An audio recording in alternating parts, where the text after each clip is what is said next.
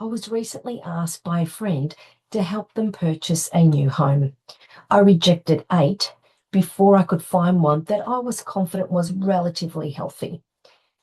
Traffic-related air pollution, radiation from mobile phone base stations, AC magnetic fields from high voltage transmission lines, flight paths, pesticide drift, geopathic stress, noise. These are just some of the external hazards that could impact how healthy your house is.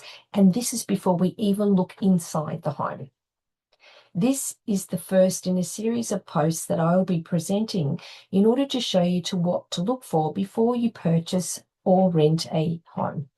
I'm Dr. Nicole Bousma. I have a PhD in environmental health. I'm a building biologist and the CEO of the Australian College of Environmental Studies, where I train building biologists to identify health hazards in the built environment. Because the research exists, it's just not being told. In this post, I will focus on mobile phone base stations, and in this case, it was hidden amongst the trees in a park 150 metres from the fence line. Before you test for electromagnetic fields, you need to consider 3 things. Firstly, you can't see or feel electromagnetic fields, so you're flying blind if you don't have the appropriate meters to quantify what's going on. And unfortunately, most of the meters on the market aren't that great. In this case, I used a Safe and Sound Pro 2 meter to measure radio frequencies. It's an omnidirectional meter that gives me spot readings. And I also used my series of gigahertz solution meters, which are directional, in order to identify the exact direction and source of the exposure. Many external sources of radio frequencies like that from mobile phone base stations are not immediately obvious. So you need to undertake preliminary research to locate where they are in proximity to the house you're about to purchase.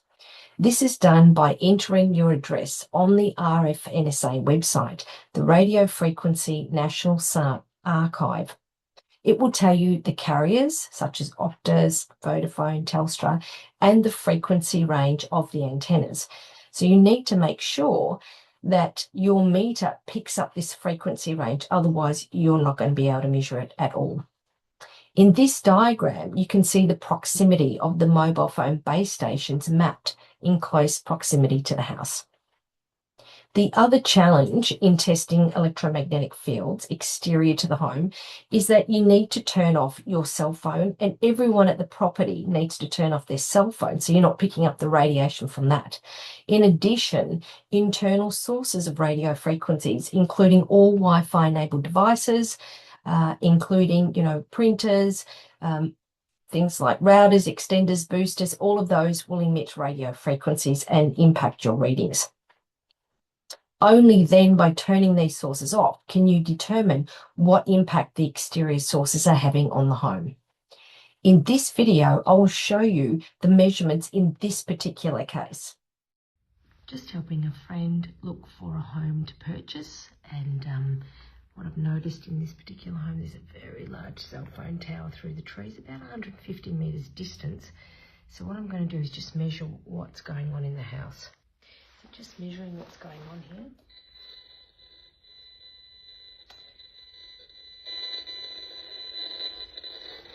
You can see in terms of the average readings, it's peaking about 3,900, about between 600 and 775. Having been here at different times of the day, it's been going up to 15,000 in the living room. So let's see what's coming from the cell phone tower. This is my HF59.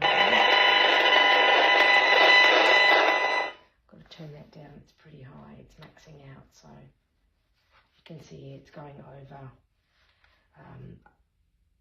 1,000, up to around about 1,000 in terms of the radiation.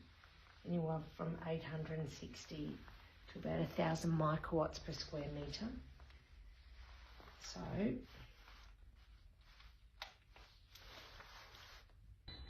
just checking the master bedroom, and we can see that the readings are still really high. So if you're buying or renting, To identify exterior sources of radio frequencies, such as those from mobile phone base stations, here's what to do before you sign anything. Number one, put your address into the RFNSA website, Australia's public register of mobile phone base stations, which takes a few minutes. Number two, if there's a tower nearby, arrange a private inspection with the agent, as you need to get them to turn off their phone in addition to switching off all internal sources of radio frequencies within the home before you test. Number three, so what are the acceptable readings? Well, that's a great question. PANSA, who's Australia's regulatory authority, the Australian Radiation Protection and Nuclear Safety Authority, do not have exposure standards for long-term exposures to radio frequencies at non-thermal levels. I'll discuss that in another post. So you'll need to compare the findings against the IGNO standards, the International Guideline for Non-Ionizing Radiation. They've been developed by a group of scientists with no industry conflict of interest, and they're far more conservative than the legal limit. Essentially, these guidelines state that you should keep the readings below 100 microwatts per square metre during the day, and ideally less than 10 microwatts at night time. Now, during the inspection, if you can see a mobile phone base station in direct line of sight from a window, because radio frequencies will move through windows, chances are the readings will exceed the IGNO guidelines. From my experience, if you live on the second, third or fourth floor and have a direct line of sight of a mobile phone base station within 400 metres, the readings will probably exceed the IGNO guidelines. Now, if that sounds like a lot to manage yourself, a qualified building biologist through the Australasian Society of Building Biologists can assess the property for you. They'll use high-end equipment, often averaging around $6,000 in costs. That's not your cost, that's the meters they're using to ensure they get accurate readings. So 8 homes were rejected. 1 I was confident was healthy. That's what a proper pre-inspection purchase looks like before you sign anything. Once you know, you can't unknow. Subscribe because the research exists. It's just not being told. This is the first in a series on what to check before you buy or rent a home. Next up, I'll look at another hazard. And if you didn't know you could check for towers before you buy, drop a line in the comments. I'll show you where to look.